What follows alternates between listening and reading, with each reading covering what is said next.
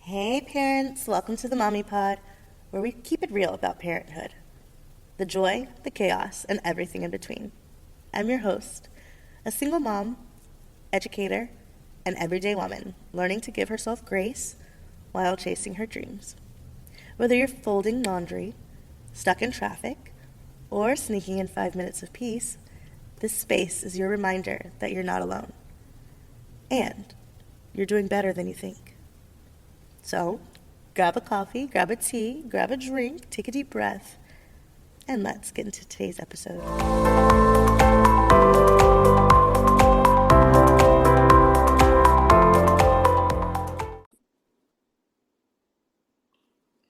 All right, everybody, welcome back to the Mommy Pod, where we keep it real about parenthood, the joy, the chaos, the healing, and everything in between. Today, we're talking about a question many mothers have quietly and sometimes loudly asked, and dads too. Why won't the father of my children step up? Our guest believes that sometimes the answer isn't that a man doesn't care. He may not have a healthy male role model to teach him how to become a loving father, a dependable husband, or an emotional, available partner. But before we begin, I want to make something clear. Understanding why a man struggles does not mean a woman is responsible for raising, fixing, or transforming him.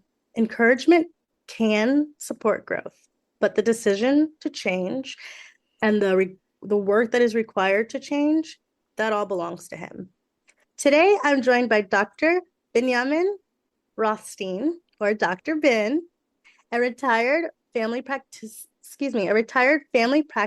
physician and healer who cared for families for more than 45 years. He is a father of 8, a grandfather of many, and a coach and mentor to hundreds of men. Dr. Ben is also the author of A Real Man's Guide to Becoming a Terrific Dad and the creator of mentoring program for men who want to become better fathers and husbands. Today, we'll discuss the importance of fathers, how couples can communicate without every conversation turning into a battle, and why Dr. Ben believes the relationship between a husband and a wife should be a dance and not a wrestling match. Welcome to the Mommy Pod, Dr. Ben. Thank you. Good to be here. Great introduction. Thank you. Can you tell us a little bit about yourself in your own words and your experience as a father? Well, I'm a doctor for 45 years. And during that journey, there's something that every doctor struggles with. And the struggle is, why do patients not take care of themselves? They keep sabotaging. They don't eat right, don't take the vitamins, don't exercise, don't get enough rest, and they keep sabotaging. Now, they know better, but they keep sabotaging their health. Matter of fact, we sabotage our love, our lives, our relationships, our prosperity. We're always sabotaging ourselves. And, as I moved into the world of healing, it became so obvious. People get well and they come back again. They need to be sick. They need to hurt themselves. And what's up with this constantly, sabotaging ourselves? And it turns out there's a subconscious self-loathing we have that keeps us miserable, keeps us down. How do you get to the point where you get past that, we experience joy and receive God's bountifulness? How to receive relationships, how to receive love. How do you get to that point where we can do all those things? Now, where it comes from, I was living in Israel for several years, and I was hanging out with a bunch of kids, a lot of these misanthropic kids having a hard time in life and so forth and so on, hundreds of them. And I was talking to them, and what came up, consistent pattern came up, that they had a relationship with their father. Either they were parents were separated, the father was out of the picture, he was out to lunch when he was home, or maybe perhaps he was dead, God forbid. There was something going on that the father was not involved in their life adequately. Now, it got to the point, I would ask people now, I ask them, tell me, did your father hug you? And almost always the answer is no. At the same time, my daughter brought some friends with her home from school for a couple of days, came to our house. And we're hanging out. One of the girls, when they come in the house, I give my daughter a big hug and a kiss, hello. And so with that, her friend says to her, "Your father hugs you?" Of course. My father never hugs me. Oh, now my ears, oh, this is interesting. It never occurred to me. I mean, we detached from his kids. It never occurred to me. And then we're talking later on the meal. We're talking, and she says, when I come home, my dad sits next to me and looks at me in the eyes. We talk and we share for a long time. He's totally focused on me, but never touches me, she says. What's a girl think? What's wrong with me? My father won't touch me. And she had never been touched by a man in a healthy, loving fashion. Never. And I'm looking at this poor girl, I mean, very sweet girl, but obviously she has this void. She fills it with food and bad behaviors and so forth. And that's, she suffers from that. But it hit like a light bulb. Man, it's real. And so when I was talking to these kids, going in the evening, I was talking to these kids having a hard time, some are criminal, all kinds of guys. These guys would line up for a hug, a 2 second, 3 minute, 3 second, 5 minutes, second whole hug, and they wait all week long for that hug. It changed their lives. They never had a hug from a man before. And I can't hug girls because it's religious. It's not a wise thing for men to be embracing girls. So we don't do that. But these guys, their lives turned around just from being hugged by a man who represents something that they can relate to and admire, and just feel loved and feel safe. And so, wow, it switched a click in my head. I'm clicking, what's going on? And I realize how much it's all done to these guys, maybe good guys. Maybe they work, they take care of the family, do good things, but they're not attached. They're emotionally detached from their family, from their own children. And so, I get to start thinking and start talking and start coaching some guys here and there. And we started seeing some turnarounds in people's behavior. I started seeing major shifts in people. I tell the guys, I said, your job as a father is you direct your sons, you protect your daughters. If a man does not protect his daughters, what happens to those girls? And there's an interview I listened to, and the fellow was interviewing said to his friend, who is a, shall we say, very proactive womanizer, shall we say, to put it nicely. And he said to him, "Tell me, I got a daughter." The little girl. How to protect my daughter from guys like you? Now the guy had a sense of humor. He knew what he was doing, and you know what he said? Hug your daughters and tell them you love them, because if you don't, someone will do it for you. And bingo. Oh. This is a epidemic of men who don't know how to step up as a man, embrace his children, and be present as a father and as a man in the family. Right. Wow. So seeing what happens when there is a lack of positive father presence in a child's life, is that what inspired you to begin mentoring the men that you mentor? Yeah. And so why did you write A Real Man's Guide to Becoming a Terrific Dad? Believe it or not, is my daughters-in-law. Thank God I've got 8 kids, 2 sons, 6 daughters. My daughters-in-law were, thank God I got good boys and good kids, but they were so impressed because they don't see a lot of men like their husbands. They saw the pattern. They said to me, "You got to write this. You got to give course. You got to teach it. You got to teach this stuff. Guys need to know this." So my daughters-in-law actually got me to do this project. It took almost 3 years. Wow, you come highly recommended. Yeah. That's And amazing. so, and it went through many permutations, like each chapter 20 times and over again, trying to get what I want to say. What it turns out like this, Shanta, what turns out is that there's a pattern of progress. You see, you can't be a terrific dad without being a terrific husband, without being a terrific man. And you have to be accountable. You have to look in yourself and who am I? What's going on?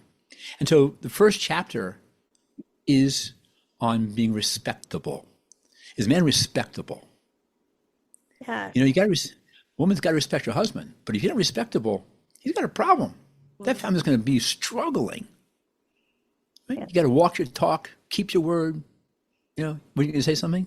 Yeah, when you say be respectable, is that one of the qualities that you would describe as a real man when you say real men, respectable? Would that Absolutely. be one of the Absolutely. qualities? Uh-huh. Absolutely. If I say I'm going to do something, I'm going to do it. Yeah. What are If the I'm other going to, qualities that well, make a another real one, um, consistency.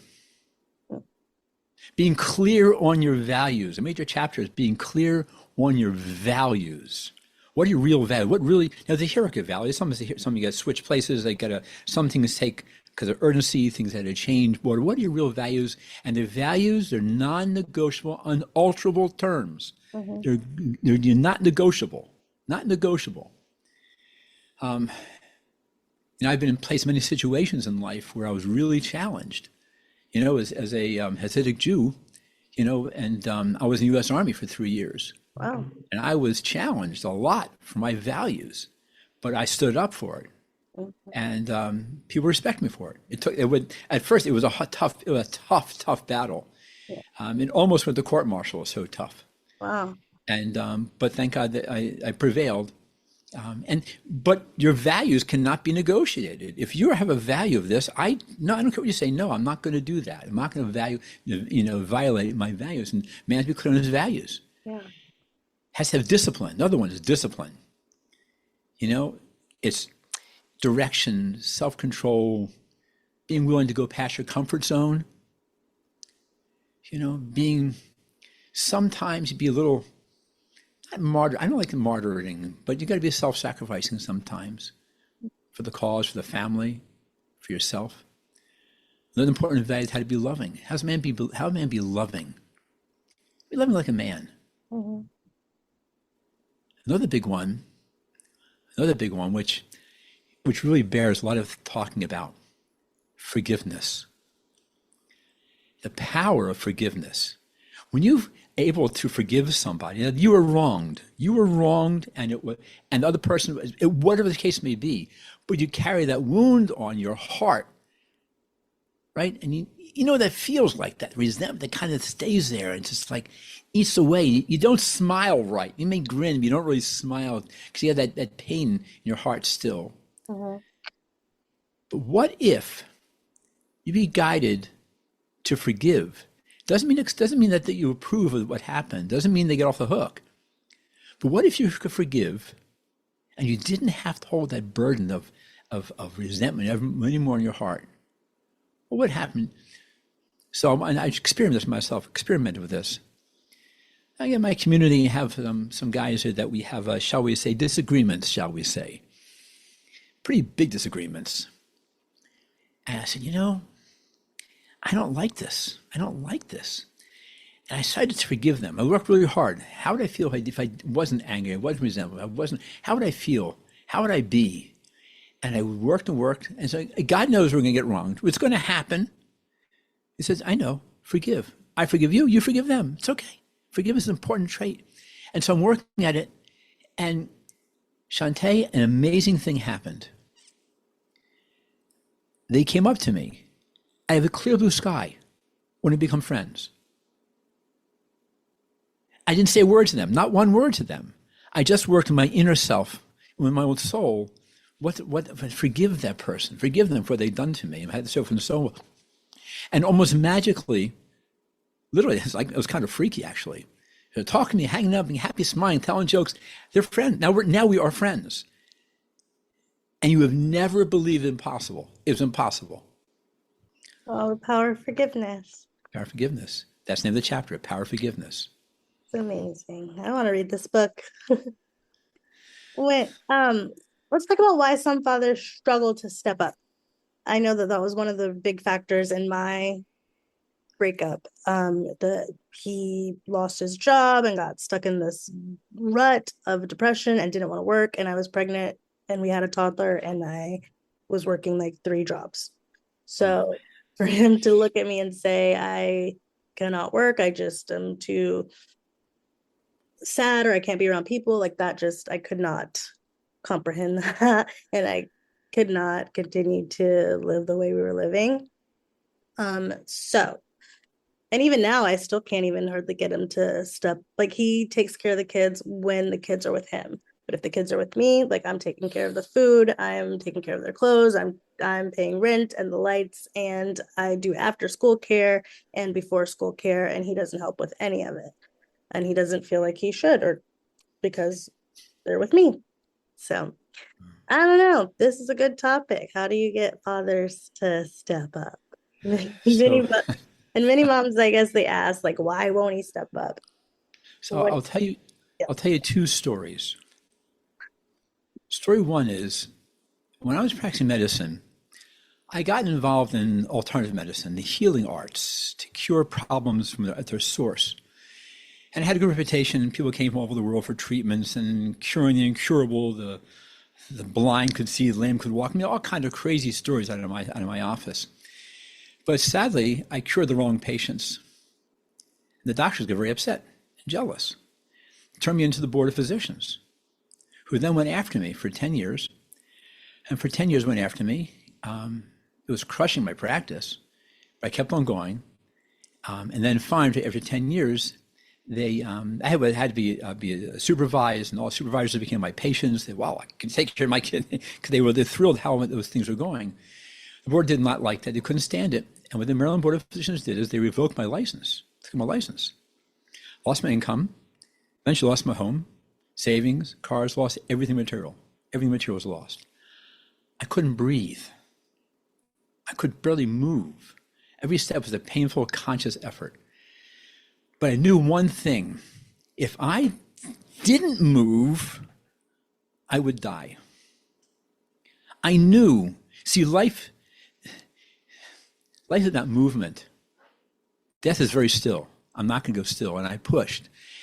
And I think I pushed. My dad gave me a lot of encouragement, a lot of pride from my father, a lot of pride. And I think that's probably why I was so fueled. I could just push through that. That was a disaster. Reputation, income, profession, savings, home. I mean, it's like, whew. But I kept my same pattern. I kept get up every morning, put on a shirt and tie, go to the synagogue for my morning prayers and talking to people. I kept my same pattern of life, even though it was very painful. But if it didn't have the backing of a loving, supportive father, it would have been a problem. I probably would have had the fuel to do that, the courage to do that.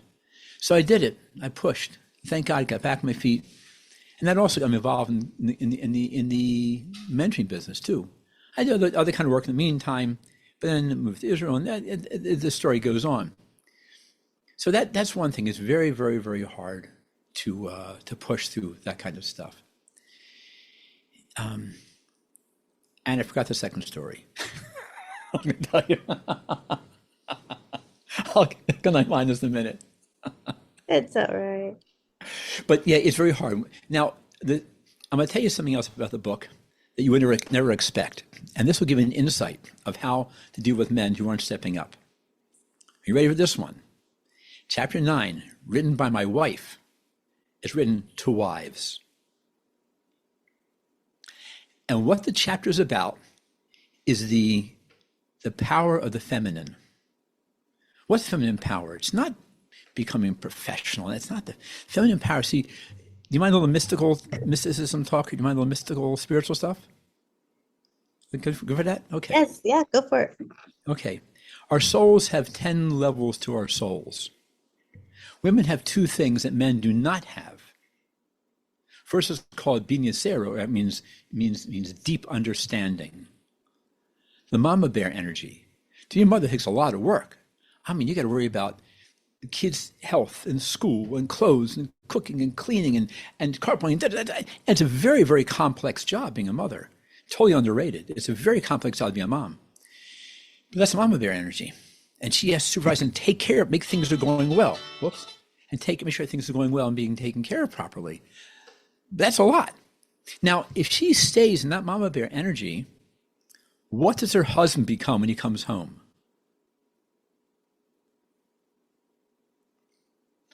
A kid? Yeah, Comes a little boy, Yeah. comes a boy, and he's not going to step up as a man Mm. because she's stuck in that mama energy. Now, what if instead she channels the other energy women have, that unique energy, the power of the queen, the majestic power of the queen, queen energy. So you can't be a queen with a king, and the queen energy is what empowers, encourages, embellishes, activates, actualizes. Real power is bringing the power of others. Mm. Look, take a teacher-student situation. What makes the situation work better? Who's more important? Teacher or the student? Who makes it really work optimally? I feel like both. You need Both, but with one has it. One of them. Which one do you think really makes teacher. it happen?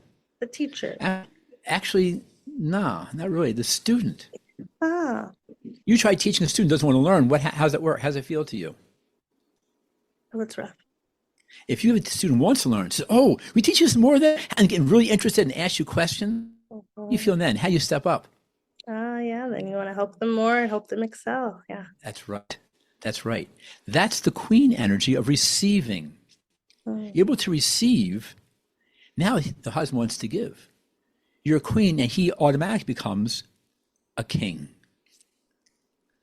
You bring the kingship out of him. But if you stay in that mama bear energy, what happens to that man that you married? He becomes a, Kid. So that's you right, have to clean up after. And becomes, that plays video games all the time. right, he becomes a boy. And he can't be a man anymore. Mm. And men get undermined. And they constant undermining, after a while, men quit. I'm done. I can't tell you right anyway. If you're going to correct me, everything I do, I'm not getting anything right. You're going to correct me anyway. What's it bother? Why should I bother? They quit. You know, there's a joke men talk about, and every man gets this. This is kind of funny and sad at the same time. If a man alone in the forest without his wife expresses his opinion, she doesn't hear it, is he still wrong?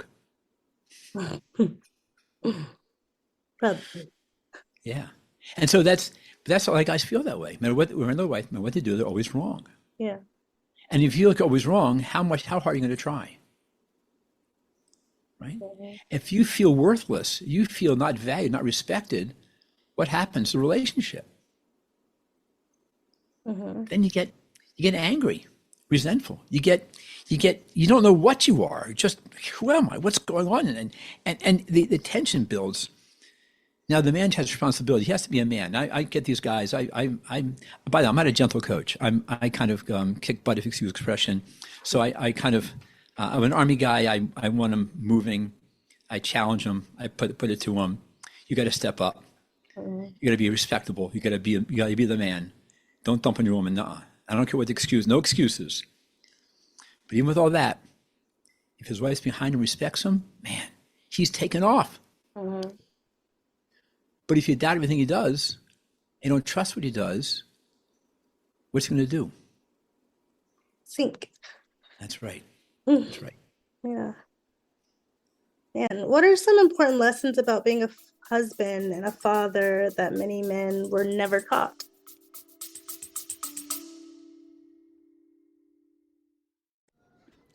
Have you ever wondered why certain routines, workouts, schedules, or productivity types just seem to work for everyone else, but they leave you exhausted? That's where the Integrated Living Human Design Program comes in. This program helps you understand how your energy naturally works, how you make decisions when you're most productive, and how to build routines that actually fit your life. And although it was created through the Mommy Pod community, this program is not just for moms. It's for moms, dads, single parents, co-parents, caregivers, and anyone that feels like they're constantly trying to keep up with a life that wasn't designed around them. Inside this program, we explore human design, energy management, movement, nutrition, daily routines, and practical ways to reduce burnout and create more balance. Because being a good parent shouldn't require completely losing yourself. You don't need another routine telling you to wake up earlier or work harder. You need to understand when and how your body works best. Ready to stop forcing and start aligning? Explore the Integrated Living Human Design Program from the Mommy Pod and start building a life that works with you, not against you. The Mommy Pod, because we bend, but we do not break.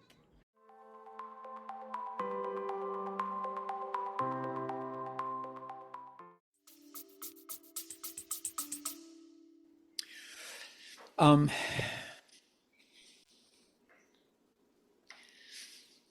well, I think we'll start with setting the example, being the man you want your kids to emulate, Hmm. being the man we want boys to grow up to become,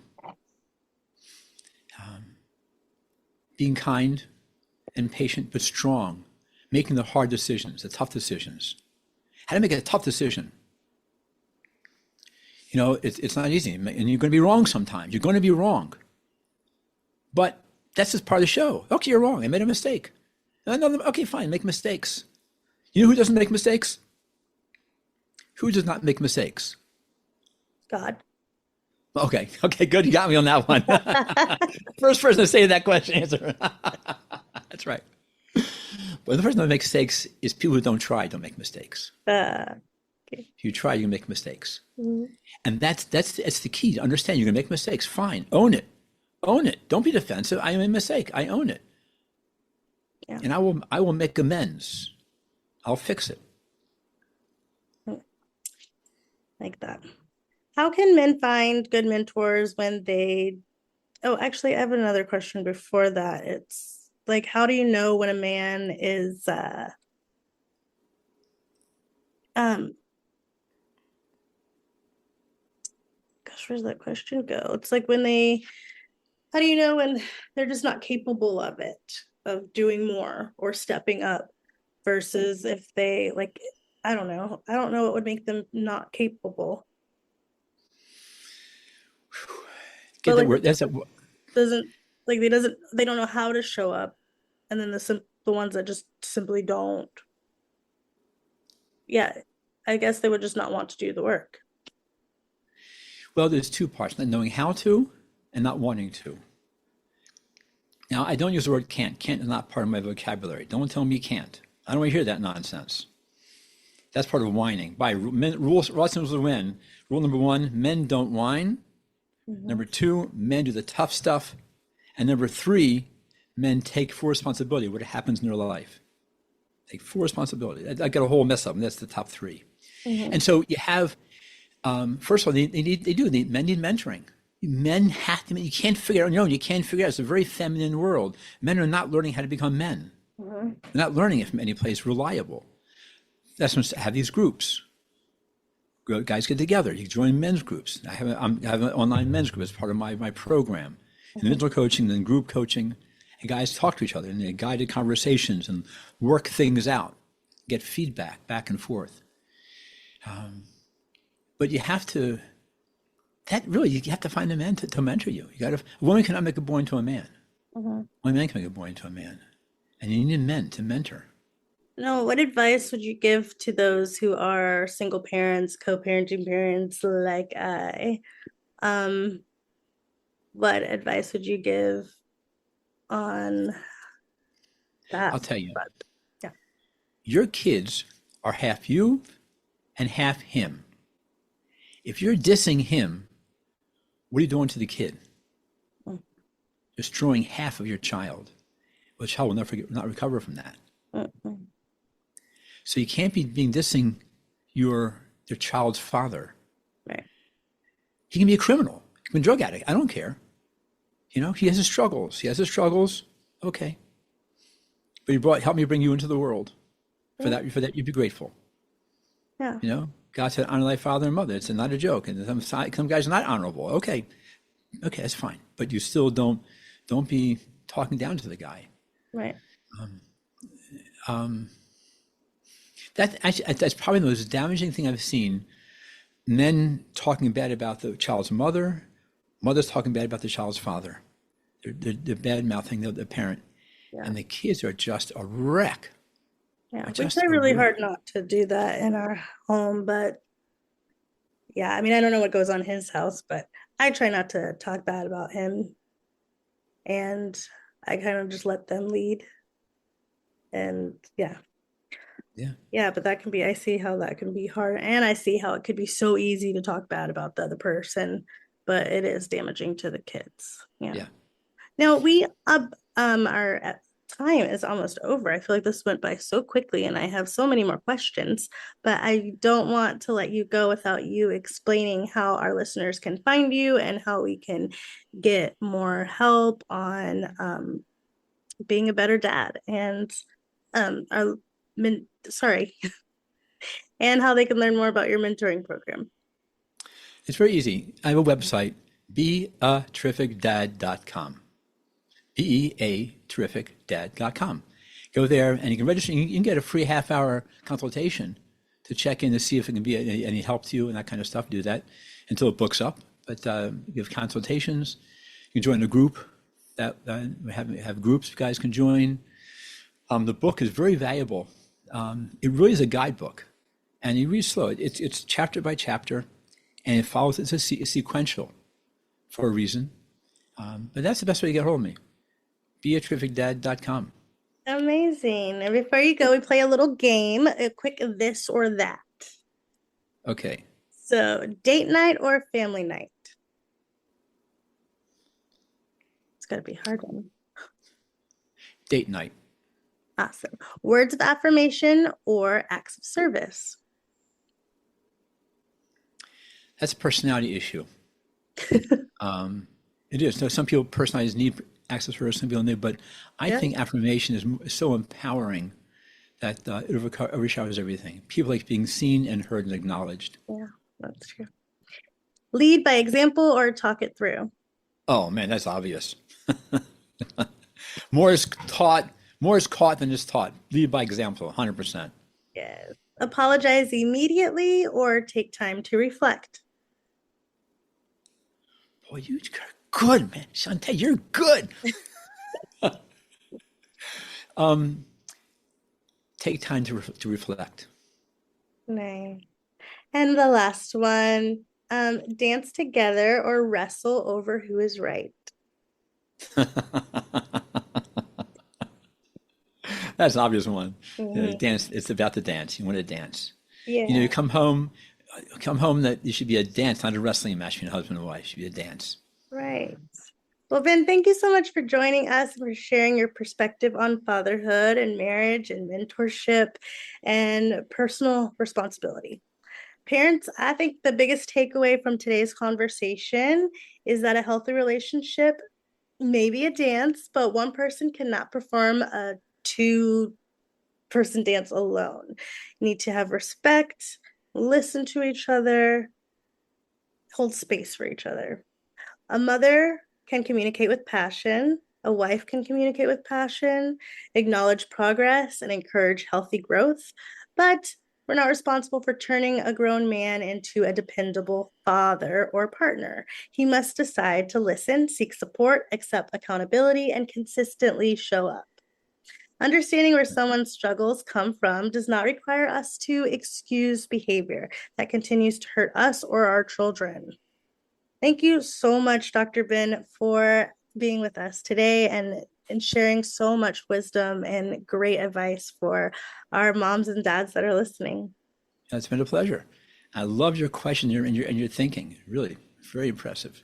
Thank you. Thank you. If this episode helped you, please listen, download, and share it with another parent. We are working towards 1,000 downloads in 30 days, everyone.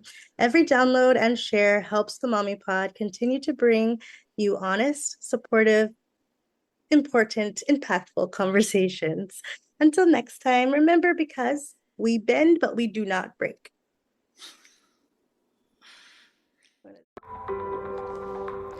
Before we go, I just want to say thank you. The Mommy Pod is built in the middle of real life. Work, kids, laundry, rebuilding, and dreaming. And every time you listen, share, or support what we create here, it truly matters. If this episode spoke to you, one of the best ways to keep this podcast going is by supporting our Mommy Pod products. From our children's books and activity books to our calming sprays and digital downloads designed for moms and parents and families. Everything you purchase goes directly back into keeping the show alive. And if you can't purchase right now, sharing this episode with another parent means just as much. Thank you for being here.